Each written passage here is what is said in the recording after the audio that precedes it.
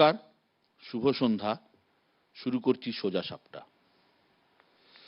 আজকে আমাদের সোজা সাপটার সাবজেক্ট বা বিষয় একটু অন্য রকমের ছিল, কিন্তু সকালটা এমনভাবে শুরু হলো যে সেই বিষয়ের পরিবর্তন করতে হলো। এতক্ষণ আপনারা সবাই জেনে গেছেন যে কি ঘটনা আজ সকালে ঘটেছিল।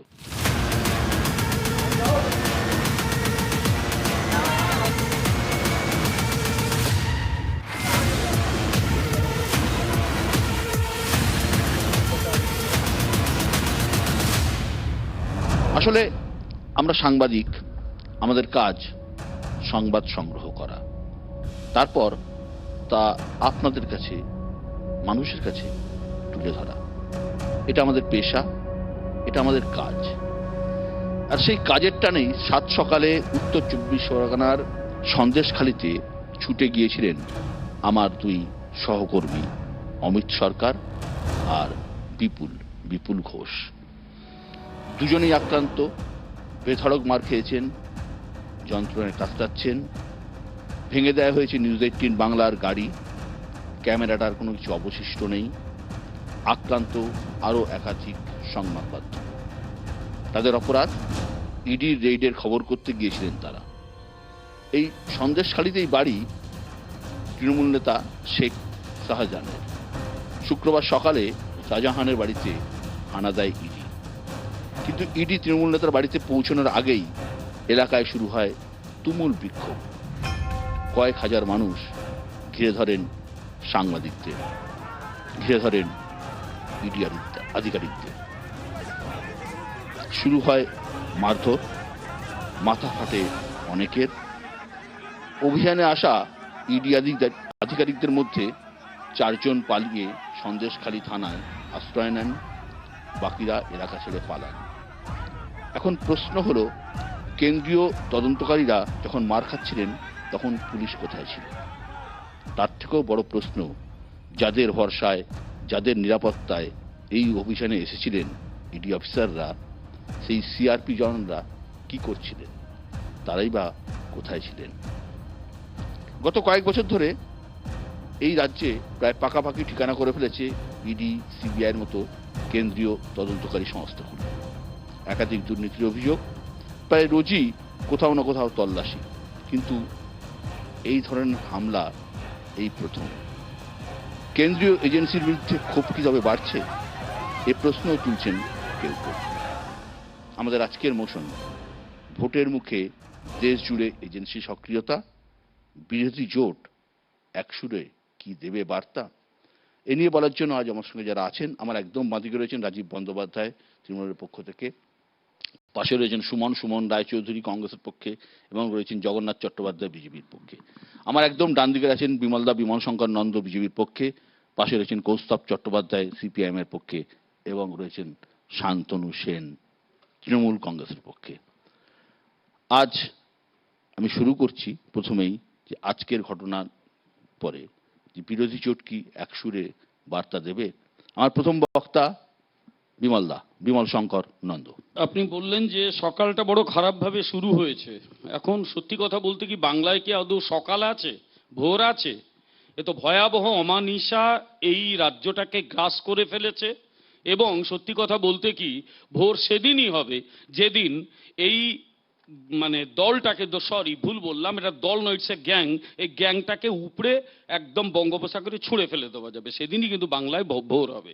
আমি দুঃখ পাচ্ছি ভীষণভাবে যখন বিভিন্ন সংবাদ মাধ্যমের কর্মীরা মার খায়, কিন্তু সংবাদ মাধ্যমের কিছু অংশের কাছে আমার প্রশ্ন, যখন এই দলটাকে সমর্থন করেন চোখ বন্ধ করে, মনে থাকে না যে ক্রিমিনালদের সমর্থন করতে নেই? তাহলে তো আমি বলবো আঘাত সে যে পরস্তব সেই তো পুরস্কার, ঠিক পুরস্কারই তো দিয়েছে।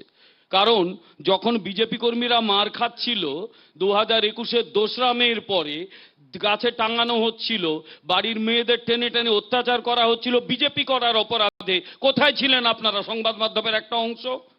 I am sorry to say, তখন থেকে এই সংবাদ মাধ্যম সম্পর্কে আমার কিন্তু মোহভঙ্গ হয়েছে। যাই হোক, এবার আসল কথায় আসি। আসলে পশ্চিম বাংলায় যা ঘটেছে আজকে, একটা বিষয় স্পষ্ট। সংস্কৃতে অনেক দিন আগে একটা কথা শুনেছিলাম যে বিনাশকালে বিপরীত বুদ্ধি। যখন ভগবান কাউকে শেষ করেন তার মাথাটাকে আগে নষ্ট করে দেন। এদের মাথাটা নষ্ট হয়ে গেছে।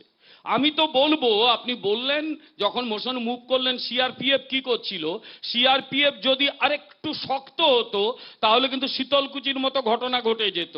সিআরপিএফ অনেক ধৈর্য ধরেছে।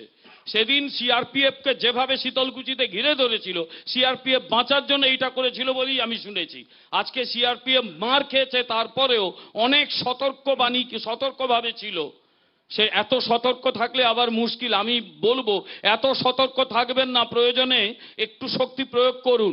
কারণ যারা আপনাকে ঘিরতে এসেছিল ক্রিমিনাল, আপনাদের দিকে যারা আদালতের নির্দেশে ওখানে কাজ করতে গেছে তাদের আক্রমণ করেছে, মাথা পাঠিয়েছে, দে আর ক্রিমিনালস। এই ক্রিমিনালদের ওপর এই রাজ্যের শাসক দলটা দাঁড়িয়ে আছে, এই জন্য এদের গ্যাং বলা হচ্ছে।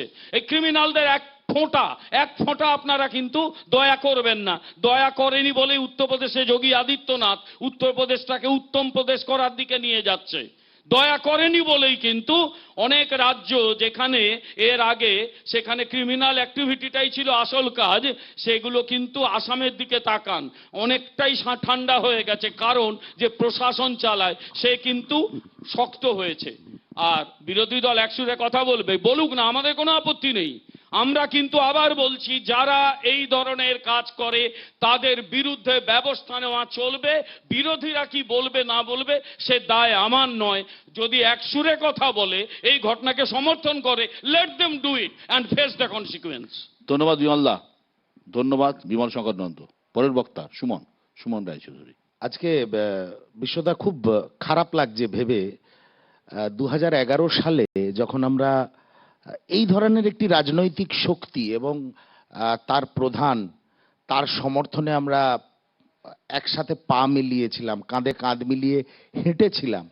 বাংলার মানুষকে আমরাও বোঝানোর চেষ্টা করেছিলাম যে যে শক্তি উঠে আসছে আগামী দিনের 34 বছরের বামফ্রন্ট সরকারকে রিপ্লেস করার জন্য, সেই শক্তি তোমাদের এক প্রস্ফুটিত সোনার বাংলা দেবে। সোনা কে কত রোজগার করেছে, সোনা কে কত পাচার করেছে, এখন আর তার হিসাব করার লোকও নেই, কারণ সেটা আউট অফ প্রপোর্শন হয়ে গেছে।